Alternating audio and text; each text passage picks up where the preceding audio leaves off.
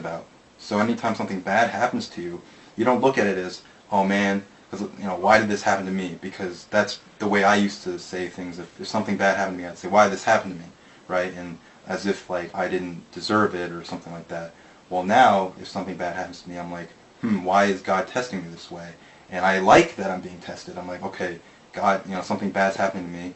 God's testing me in a certain way. So what is the lesson I'm supposed to get from this negative time in my life? What is, and it's not even, I don't even view it as negative anymore. It's more of a challenge or a challenging part of my life. So you look at a problem more as, instead of this is such a bad thing, as, all right, this is my new challenge, and what am I supposed to learn? What is God trying to tell me? And if you think that way, it makes you a stronger person. So I think that it just makes you appreciate the good moments of your life a lot more, and it makes you look at the challenging moments in your life as a lesson in life as opposed to something negative. What I like about being Muslim, it feels like I have something to live for each day. Before, not that I was lost, not that I didn't know, I believed in God. I just didn't have my place, I suppose. And now I just have clarity. I know what has to be done in my life. I know that there's consequences if I mess up, especially if I don't ask for forgiveness. Islam is very easy. There's rules. You can't, break the rules. You can't have sex outside of marriage. You can't, kill somebody, stuff like that. But, if human sin, that's a fact. It says it in the Old Testament, the New Testament, the Quran, and Allah doesn't care if you sin. He just cares if you don't ask for forgiveness, or if you ask for forgiveness and sin, knowing that you're doing it on purpose and not care. Obviously that's a different situation.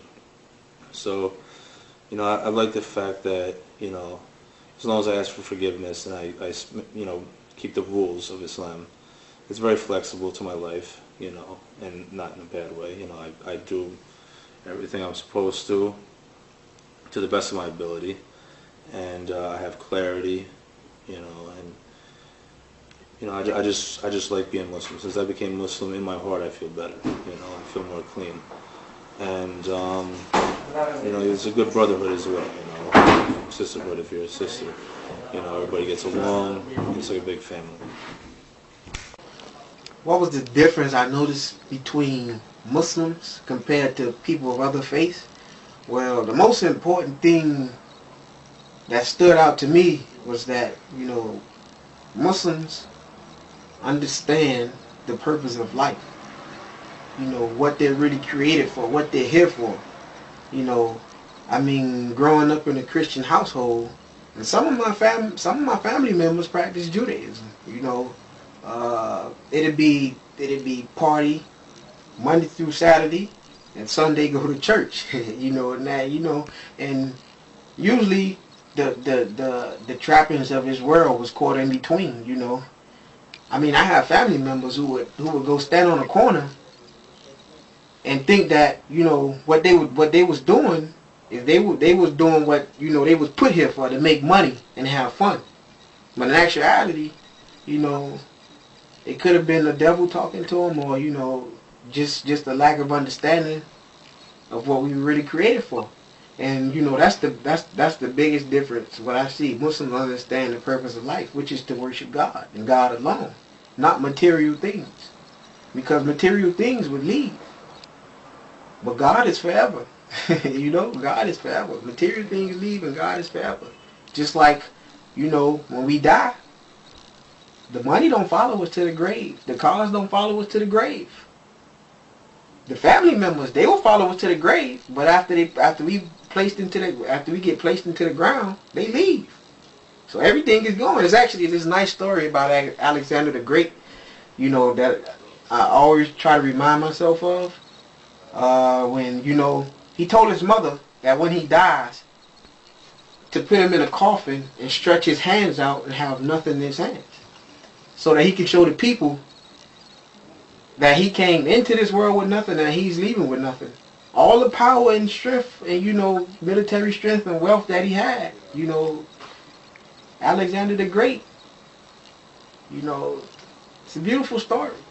And that's the difference. That's the difference. Even though he had all of that wealth and everything, he knew that when he died, he was going to have nothing. And Muslims understand this. So Muslims live for God.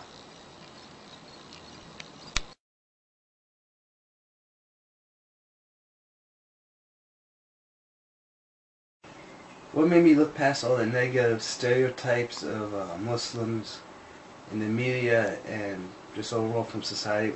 How did I look past all those things and still decide to become Muslim? Basically, it was two things. First one is I knew Muslim people firsthand, and I used to see how they used to act and how they used to behave. And it's one thing if you just know someone, it's another thing if you're friends with them. Because these people, these Muslims who I was friends with, they used to treat me better than any of my other friends. They used to invite me over their house. They used to always feed me. They used to refuse. If I said, no, I don't want to eat, they would still feed me. If I needed even the slightest, if they saw that I need money, they wouldn't hesitate to give me money or anything like that. So when people say, oh, Muslims this and Muslims that, putting down Muslims, I knew from a personal experience that Muslims were completely different than what the media said. Also, and another thing is that in this media or in this society, there's a lot of stereotypes about a lot of different people. You know, you can ask anybody about a different nationality and they'll say something either positive or negative. You know, one stereotype might be that all Asians are extremely smart or they know karate or kung fu. I'm not saying that I believe that, but that's a stereotype. So if every nationality or every different nationality has a stereotype, we all know it's not true, but it's just a stereotype, then why should I listen to a stereotype of Muslims being terrorists or being a violent religion when stereotypes of all other cultures, where we know it's just stereotypes? What makes Muslim stereotypes any different? They're just that, stereotypes. It's a generalization. What made me look past the negative stereotypes? Mind you, in 2000, I was in my junior year of high school, and this was when I had my first encounter with Islam. And everyone knows the following year, 2001, my senior year of high school, at that time I had already picked up, you know, a couple other books, because while I was reading Malcolm, I also was studying, you know, ancient Egypt. You know, this book called The Nile Valley Contribution to Civilization by Anthony Browder. You know, that was actually the first book I had read from cover to cover. So it just overlapped. It overlapped with the Malcolm book. And you know, 2001 September, everyone knows what happened. You know, with the World Trade Center and everything. And that just solidified my beliefs. Like, you know, well, okay, I didn't want to follow a religion that told people to kill themselves, but I was doing a religion an injustice, because I judged the religion by the people who was practicing it, which is, you know, a lot of us make that mistake. So, but the most important thing to me was, you know, by me being African American, you know, watching the news and everything and looking at the negative stereotypes they put on the news about us, you know, it kind of helped me, because at that point I never trusted anything the media said. I was raised in a conscious household, you know, where, you know, don't trust the media's word, always find out for yourself. And, you know, at that time I still wasn't thinking about being Muslim, because I was reading a whole slew of things. Like, I had just started, after I finished the Malcolm book, I started The Art of War by Sun Tzu. You know, and a couple other books, the I Ching, like, you know, ancient Eastern philosophy and stuff like that. And, you know, by me being raised in a conscious household like that, you know, I was able to not take the media's word for it. And I say a couple years later, when I got to college, I decided to, you know, study Islam. After studying Judaism, I was raised in a Christian household. Never went to church a couple times. You know, I was forced to. But the majority, like 85% of my church experiences would be funerals. You know, family members, friends.